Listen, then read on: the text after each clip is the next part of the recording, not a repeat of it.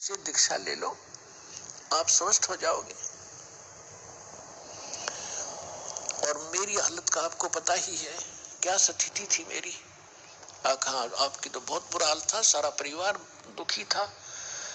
और आप कैसे स्वस्थ हुए कि हम परमात्मा आए हैं पृथ्वी पर, शारदा तेरा यकीन होइयो चाहे ना होइयो। और हमारी जो दुर्दशा थी देखने जोगी थी, रिश्तेदार भी नफरत करने लग गए थे।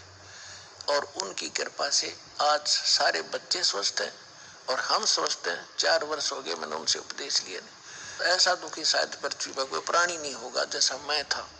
मेरे से रिश्तेदार भी नफरत करने लगे थे कि अब यू आ गया घर पे, कुछ पैसे मांगने आया होगा। तो ऐसी दशा होगी थी मेरी। और अब वो रिश्तेदार मुझसे उधारे ले जाते हैं।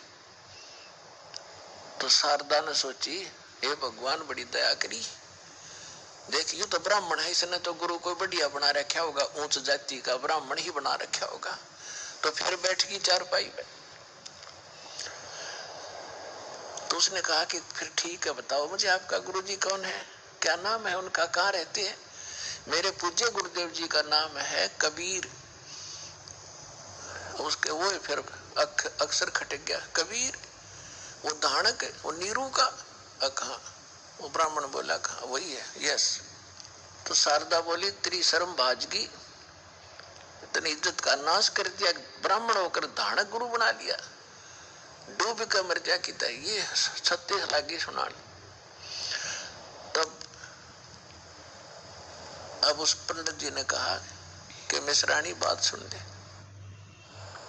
यह शिक्षा मेरे देने की जरूरत नहीं, मैंने देख लिया। ये ब्राह्मण जब कित गए थे, जब मेरी दुर्गति हो रही थी, चोरने भी ना दे थे, अंतिम सांस गिनू था, बुरा हाल हो रहा था।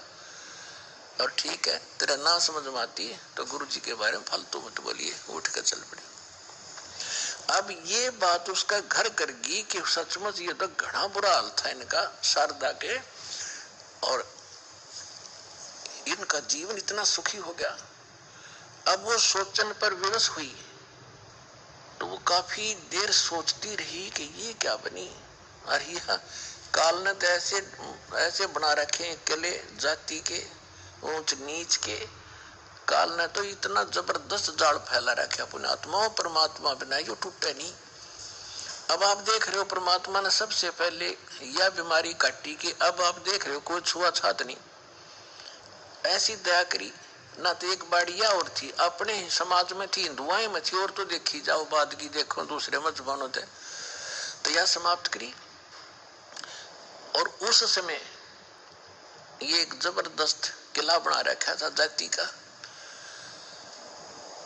अब क्या हुआ, परमात्मा कच्चा काम नहीं छोड़ते। जो दिन मेरी शरण है ताका हूं मैं दास, और गेल गेल लग गया फिर जब तक धरती आकाश।